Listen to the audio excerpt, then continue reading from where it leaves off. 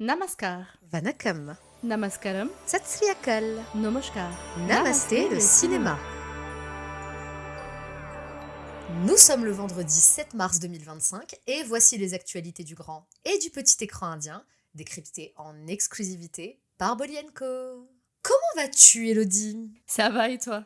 Bah écoute, le mois sacré du Ramadan a commencé en même temps que les beaux jours. Bref, j'ai hâte de pouvoir boire mon soda frais en terrasse. On le savourera ensemble, Asma, lorsque tu viendras à Toulouse. Et en effet, j'ai trop hâte d'y être. Et moi donc. En attendant de nous retrouver, quel sujet d'actualité est venu titiller ta curiosité? L'actrice indienne Nayantara a posté un communiqué sur ses réseaux sociaux le 4 mars dernier. Ah bon? Mais de quoi s'agit-il? Dans ce courrier adressé à ses fans, la comédienne leur demande de ne plus la surnommer Lady Superstar, un tag que le public lui a tendrement attribué suite à ses multiples succès. J'avoue, c'est une belle reconnaissance quand on sait que la superstar originelle n'est autre que Rajnikant. Totalement.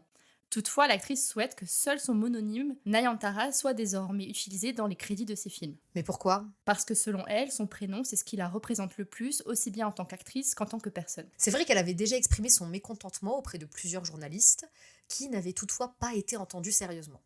Mais avant de poursuivre, peux-tu expliquer à nos chères auditrices et auditeurs le phénomène des titres donnés aux stars indiennes, s'il te plaît? Avec plaisir. Les vedettes, principalement masculines, des industries dravidiennes, se voient régulièrement attribuer un titre accolé à leur nom et émanant de leur fanbase. Ces intitulés prennent une telle ampleur dans leur identité médiatique qu'ils figurent même au générique de leur métrage. Par exemple, l'acteur Vijay est appelé Talapati, Pavan Kalyan est appelé Power Star, ou encore Chiranjeevi est appelé Megastar. D'ailleurs, tu as consacré un article à ce sujet sur notre site. Mais connaît-on l'origine derrière ces surnoms? Ça dépend.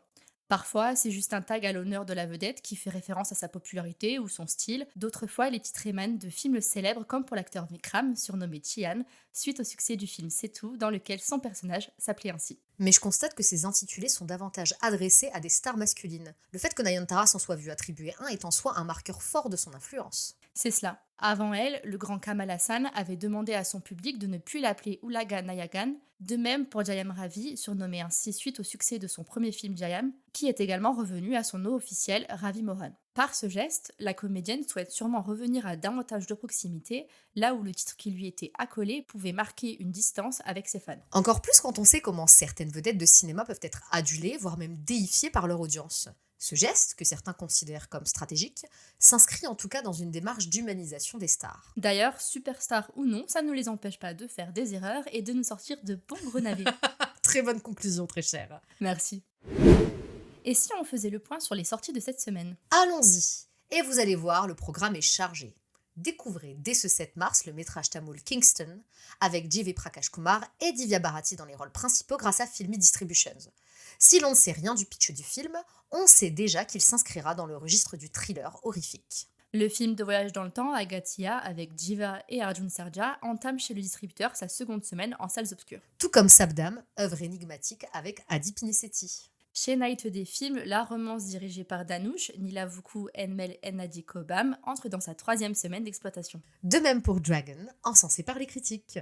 Du côté de la SVOD, découvrez sur Netflix Nadanian, Les cœurs naïfs, le métrage qui lance la carrière de Ibrahim Ali Khan face à Khushi Kapoor, et ce depuis le 7 mars. Le drame romantique telugu Hai Nana avec Nani et Mronal Thakur y est sorti un jour plus tôt, soit le 6 mars. Tandis que le métrage tamoul Etarkum Tunindavan, comptant en tête d'affiche la star Surya, figurera dans le catalogue Netflix dès le 8 mars. Même jour, même plateforme pour le film international La Tresse, avec notamment l'actrice indienne Mia Maelzer. Notre interview de la comédienne est justement disponible sur www.bolienko.fr.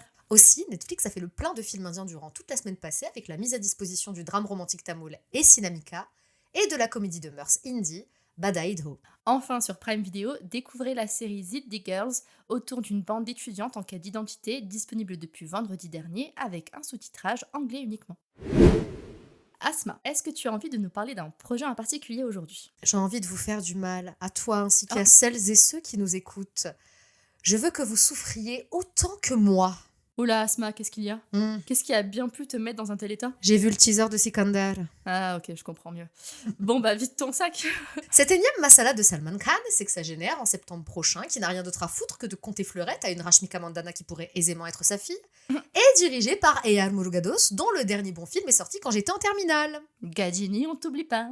Pourtant, les deux boucles insistent, comme les mecs lourds en boîte de nuit qui veulent absolument te raccompagner chez toi pour ta sécurité, alors qu'ils ont juste envie d'explorer ta lingerie.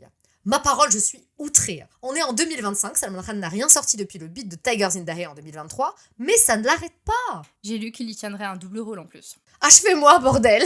D'autant que ce projet marque une nouvelle collaboration entre Papy Salman et le producteur Sajid Nadiadwala, 11 ans après le plébiscite incompréhensible de Kick. Les deux comparses espèrent donc sûrement réitérer ce succès, mais j'ai un mauvais pressentiment. C'est-à-dire? Que je pense qu'on est en train d'assister à la fin de carrière de Salou. Il se débat encore, comme un petit poulet qui serait pas tout à fait mort. Mais entre nous, on le sait déjà, c'est bientôt terminé. Bon, et quand sort ce joyeux du 7e art qui a tous les arguments pour te séduire? C'est ça le pire. Ça sort pour la fête de l'Aïd, le 28 mars prochain. De l'art de gâcher l'un de mes moments préférés de l'année. Ah, vilain Salman. Ah!